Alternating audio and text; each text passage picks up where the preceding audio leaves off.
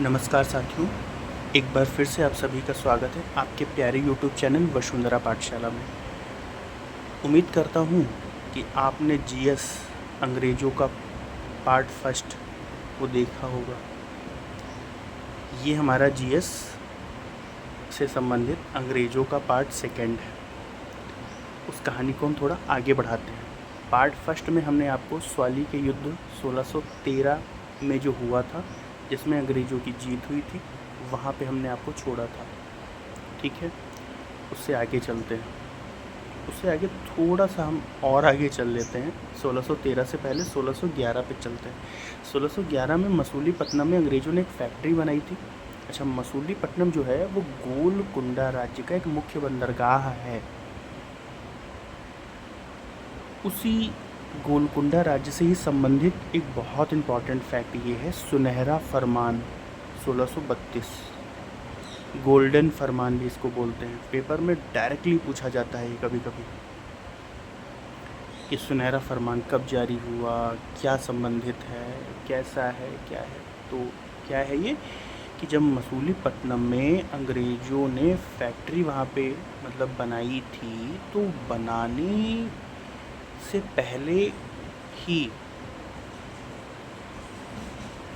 भाई जाहिर सी बात है कि वहाँ पे अगर व्यापार की सुविधाएं नहीं होंगी, व्यापार का माहौल नहीं होगा, तो कोई भी फैक्ट्री नहीं लगाना चाहेगा वहाँ पे। तो मसूलीपट्टनम में चूँकि अंग्रेज़ों ने लगाई, धीरे धीरे वहाँ पे व्यापार उनका अच्छा चलने लगा। तो अब उन्होंने गोलकुंडा का जो सुल्तान था उससे एक सुनहरा फरमान या गोल्डन फरमान जारी करवाया 1632 में। इसमें डायरेक्टली ये था कि 500 पैगोडा वार्षिक कर दीजिए आप और व्यापार करिए। ठीक है। अच्छा, मसूलीपट्टनम और भी बहुत चीज़ों के लिए फेमस था, क्योंकि यहाँ से सूती वस्त्र अंग्रेज खरीदते थे और फारस और बैंटम में उनको भेजते थे। फारस और बैंटम दो अलग अलग जगह हैं, दोनों जगह वहाँ पे भेजते थे, जिससे बहुत अच्छा खासा मुनाफा कमा रहे थे। फिर ये फैक्ट्री 1639 ईस्वी में 1600 में नहीं, 1600 तो नहीं कह सकते हैं प्रॉपरली, लेकिन हाँ ये है कि ये फैक्ट्री फिर बंद हो गई मसूलीपट्टनम वाली। फिर 1629 में ही अंग्रेज़ों ने एक नई फैक्ट्री बनाई अरमा गांव में, जो देखिए मैंने साइड में लिखा भी है, अरमा गांव में 1629 ईस्वी में अंग्रेज़ों ने एक फैक्ट्री बनाई थी। ठीक है, तो ये तो था मसूलीपट्टनम के बारे में जो मैंने आपको एक साथ बताया। वैसे एक कालक्रम के अनुसार तो अलग अलग बार आते रहे हैं, लेकिन मैंने आपको एक साथ बता दी जिससे आप मसूलीपट्टनम को एक जगह नोट कर पाएँ और मसूलीपट्टनम से रिलेटेड जो डाटा है उसको आप आसानी से समझ सकें और याद कर सकें। चलिए अब आगे चलते हैं।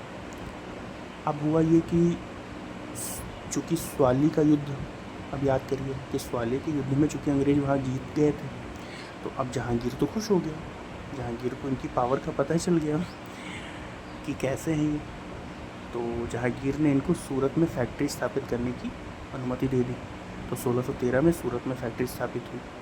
फिर 1615 ईस्वी में सर टॉमस रो जहांगीर के दरबार में आया। ये भी पेपर में पूछा जाता है, सर टॉमस रो किसके दरबार में आया था, कब आया था। तो 1615 ईस्वी में जहांगीर के दरबार में आया था। फिर उस समय का एक फोर्ट जो बहुत फेमस है, फोर्ट सेंट जॉर्ज, जिसको हम फोर्ट सेंट डेविड जॉर्ज भी कहते हैं, कुछ भी आए, दोनों एक ही बात है, आप ध्यान रखिएगा।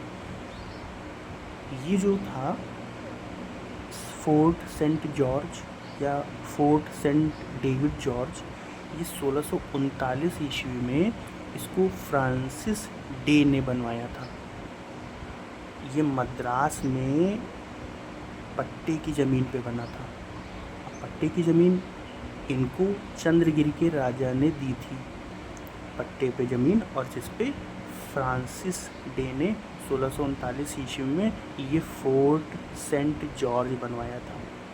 ठीक है, पूछ सकता है कि फोर्ट सेंट जॉर्ज कहाँ है, कब बना, किसने बनवाया, तो आपको याद रखना है। फिर आगे देखते हैं। 1651 ईस्वी में हुगली में एक फैक्ट्री बनाई, और हुगली के आस पड़ोस कासिम बाज़ार, पटना, राजमहल में भी फैक्ट्रियाँ बनवाई इन्होंने, अंग्रेज़ों ने।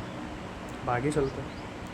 एक ये घटना जो मैं आपको बताने जा रहा हूँ ये बहुत स्पेशल है इतिहास में, आधुनिक भारत के इतिहास में अंग्रेज़ों से संबंधित बहुत इम्पॉर्टेंट घटना है, जिसने पूरे यूरोप से लगा के भारत तक के अर्थव्यवस्था, राजनीति, सामाजिक हर चीज़ में बहुत बड़ा परिवर्तन आया इस घटना से।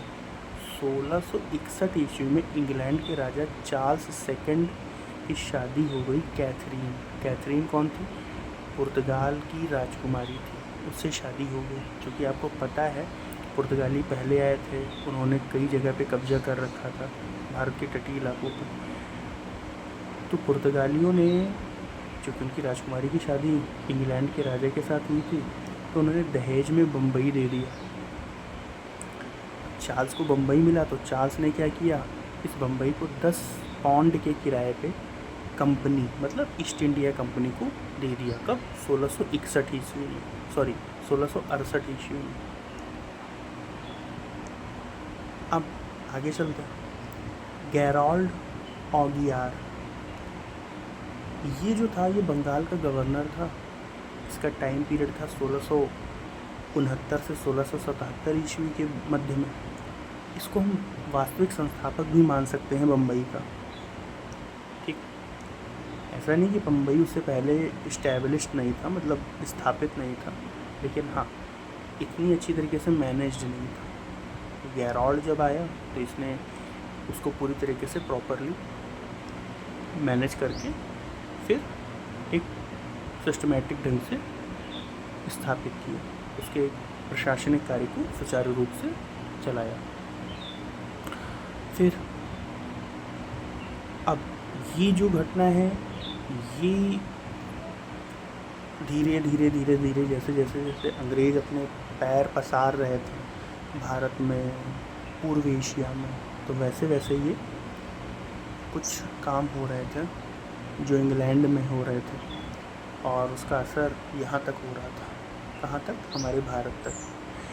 तो 1694 ईस्वी में एक हाउस ऑफ कॉमन्स जैसे अपने भारत में लोकसभा है, उसी को हम हाउस ऑफ कॉमन्स बोलते हैं इंग्लैंड में। वहाँ एक प्रस्ताव पारित हुआ। उस प्रस्ताव के तहत 1698 ईस्वी में 2 नई कंपनियां बनी, जर्नल सोसाइटी व English company trading in the east. ये 2 कंपनियां बनी। अब आगे चल के हम इन कंपनियों के बारे में पढ़ेंगे, इनका कैसा भविष्य रहा, ये किस तरीके से काम कर रही थी। तो अब पार्ट 3 में हम उसको देखेंगे। अगर आपको वीडियो हमारा अच्छा लगा हो तो उसको लाइक करिए, चैनल को सब्सक्राइब करिए और ज़्यादा से ज़्यादा लोगों को शेयर करिए। धन्यवाद।